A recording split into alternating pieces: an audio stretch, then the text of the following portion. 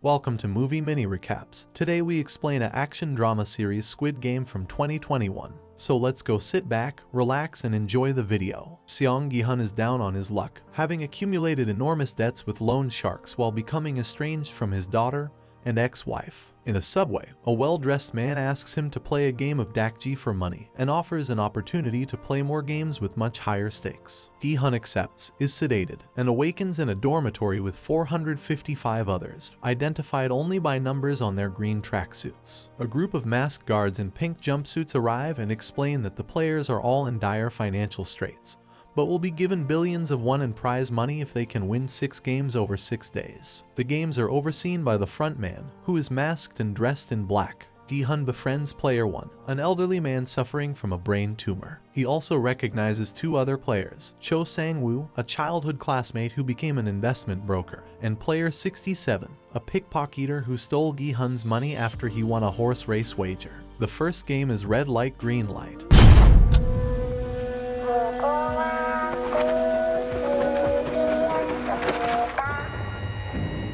Where anyone caught moving is shot dead on the spot, revealing the sadistic nature of the games. Half the crowd panics and attempts to flee upon realizing this, turning the game into a massacre. With help from Sang-woo and Player 199, Gi-hun finishes the game alive. In the second episode, with over half of the players killed in the first game, many survivors demand to be released. Using the game's third clause, they narrowly vote to cancel the game and send everyone home. But without any prize money. Back in Seoul, Gi-hun goes to the police, but no one believes him except Detective Wang Jun-ho, whose brother received the same invitation card and has recently disappeared. The players are invited to re-enter the game, and many return out of desperation. This includes Gi-hun, whose mother needs surgery, Sang-woo, who is about to be arrested for financial fraud, Player 1, who does not wish to die in the outside world, Player 67, who wishes to rescue her parents from North Korea and get her little brother out of an orphanage. Player 199, a Pakistani migrant worker who attacked and gravely injured his boss for withholding his wages, and Player 101, named Jang Deok-soo, a gangster on the run from gambling debts and his ex-bosses. Jun-ho secretly follows Gi-hun when he is picked up by the guards. In the third episode, Jun-ho successfully infiltrates the games by disguising himself as a masked worker, and it is revealed that the location is a remote island. The players are now more prepared and start forming alliances. Gi-hun, Sang-woo, Player 1, and Player 199 team up. Player 67 explores an air vent and witnesses workers melting pots of sugar. The second game is revealed to be Honeycomb, where each player must perfectly extract a stamped shape from a honeycomb under a 10-minute time limit. Sang-woo learns of Player 67's discovery and recognizes the game beforehand, but does not warn his teammates and chooses the simplest shape for himself. Gi-hun ends up picking the most difficult shape, an umbrella, but is able to complete the game by licking the back of the honeycomb to melt it. Player 212, a rowdy and manipulative woman, helps Deok-soo complete the game with a smuggled lighter. A player about to be executed takes a guard hostage and forces him to unmask. Shocked that the staff member is a young man, the player shoots himself, and the guard is killed by the front man for revealing his identity.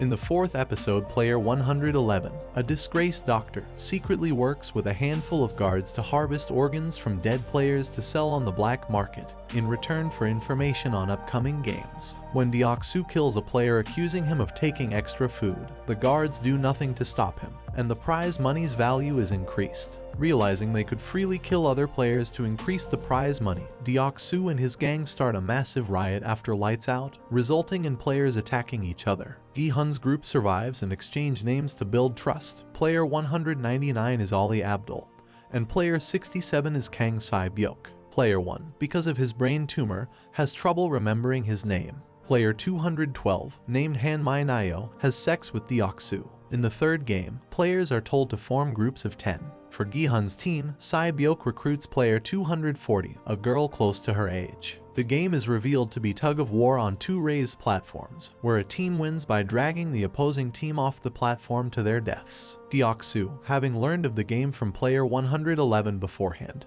picks only strong men and rejects Mi-nayo, who joins Gi-hun's team. After Deok-soo's team wins their match handedly, Gi-hun's team struggles against another all-male team.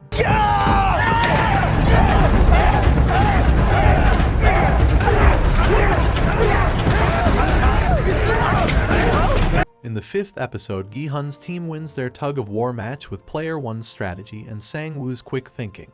Anticipating another riot, they build a barricade and spend the night taking turns on guard, but Deok-soo's team does not attack. Gi-hun reminisces on a similar situation from 10 years ago, when he and many other workers from an automobile factory protested a mass layoff, which caused the failed trajectory of Gi-hun's life. Player 240 attempts to befriend Sae-byok, but she doesn't reciprocate. Jun-ho witnesses the organ harvesting racket, as the guard whose identity he stole took part in it. Except Jun-ho, everyone involved in the racket is eventually killed, including Player 111. The frontman begins a facility-wide manhunt for Jun-ho, who breaks into the frontman's office. Jun-ho learns that the game has been running for over 30 years, and that his elder brother Wang In-ho was the winner in 2015. In the 6th episode, the players see the bodies of Player 111 and his co-conspirators strung up for cheating, and are assured that the games are designed to give every player a fair chance without discrimination. For the 4th game, players are told to pair up, but discover that instead of working as a team, they will have to play against their partner in a marble game of their choice. Whoever gets all their partner's marbles within 30 minutes will win and survive. Sae-byok and Player 240, named Jae-young, share their life stories. Jae-young sees Sae-byok has more to live for and sacrifices herself. Sang-woo tricks Ollie into giving up his marbles and wins. Deok-soo wins against his partner and henchman, Player 278. Gi-hun exploits Player 1's dementia to defeat him, only to discover that the old man was aware of the deception the entire time. Player 1, who remembers his name to be Il-nam, allows Gi-hun to win anyway, as he is his trusted friend. Gi-hun and Sae-byok are traumatized by the deaths of their friends. In the 7th, the players return to find Nayo, who did not have a partner for the marbles game, still alive. Foreign VIPs, who had been wagering on the games remotely, arrive to watch and wager on the next rounds live. Jun-ho, posing as one of the masked servants, is sexually propositioned by one of them. In a private room, he attacks the VIP, records his confession, and escapes the island. Meanwhile, the 5th game has players crossing a 2-panel wide bridge, where the panels are each made of either tempered or regular glass, the latter of which cannot support their weight. The players at the front of the line fall to their deaths as they progressively test the panels. Deok-soo refuses to move despite the clock ticking, daring others to pass him. Nayo grabs him and, as revenge for betraying her, pulls him down with her to their deaths. Player 17. Do Young-soo, a seasoned glass worker, is able to determine which panels are safe until the front man turns off the lights, removing his advantage. With time running out, Sang-woo pushes Young-soo to his death, revealing the last trick panel. Only Gi-hun, Sang-woo, and Sae-byok complete the game. At its conclusion, explosions shatter the remaining panels and injure the 3 players. In the 8th episode, as finalists, Gi-hun, Sang-woo, and Sae-byok are given a change of outfit to formal clothes. Sae-byok hides a severe stab wound she received from the glass bridge explosion. After eating dinner, each player is left with a steak knife. Gi-hun suggests to Sae-byok that they should ally against Sang-woo, realizing he will go to any length to win. Sae-byok instead begs Gi-hun to promise that whoever wins the game will look after the other's loved ones. Gi-hun goes to kill Sang-woo when he falls asleep, but Sae-byok stops him, telling him he is not a murderer. Sae-byok's injury worsens, prompting Gi-hun to call for help. When Gi-hun is away, Sang-woo kills Sae-byok and the guards arrive only to collect her corpse. Furious and heartbroken, Gi-hun tries to attack Sang-woo but is prevented by the guards. Meanwhile, Jun-ho makes it to another island but is quickly tracked down by the front man and the guards. To Jun-ho's shock, the front man reveals himself to be his brother, In-ho, who tries to recruit him. When he refuses, In-ho shoots Jun-ho in the shoulder, causing him to fall back over a cliff edge into the sea. The final episode is the 9th. Gi-hun defeats Sang-woo after a brutal fight but refuses to kill him. He begs Sang-woo to stop the game using the 3rd clause. Sang-woo instead stabs himself in the neck, and asks Gi-hun to take care of his mother before dying. Gi-hun is returned to Seoul with a bank card to access the prize money, but discovers his own mother has died. A year later, Gi-hun remains traumatized and has not touched his prize money out of guilt. He receives an invitation card from his best friend, and finds Il-nam on his deathbed.